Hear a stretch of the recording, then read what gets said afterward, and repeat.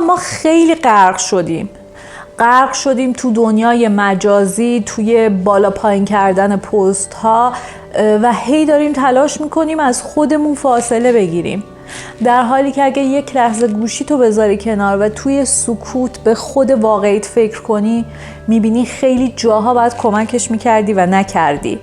یکی از مشکلاتی که خود من باهاش دست به گریبانم اینه که هیچ وقت نتونستم خیلی از حرفام و خیلی از مشکلات درونیم رو با کسی مطرح کنم و همه اینها انباشت شده درون خودم. خیلی وقتا مشکلاتی برای ما پیش میاد که مثلا دوستان یعنی معمولا یکی از دوستان بهم پیشنهاد میده خب برو تراپیست، و جواب خیلی از ماها راجع به تراپیست اینه که واقعا هزینه‌ای نیست که ما از پسش بر بیاییم، که حالا شاید خیلی وقتا این بهونه باشه و ما هزینه‌ای میکنیم که اگه اون ضروری هم نیست، اگه اون هزینه رو بذاریم کنار پس هزینه تراپی برمیایم.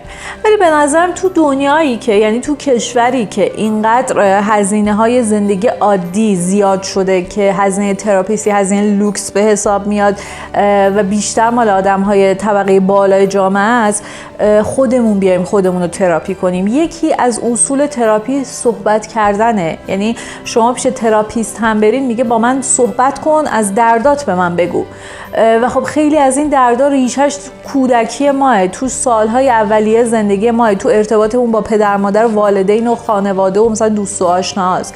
من تصمیم گرفتم بیام داستانامو تعریف کنم، شاید یکم سبکتر شم، شاید بتونه تا حدی برای من حکم تراپی داشته باشه، چون تراپیست هم هیچ وقت نمیاد یه راهکار قطعی به شما بده، از شما میخواد که باهاش صحبت کنین تا خودتون به مشکلات درونیتون پی ببرین.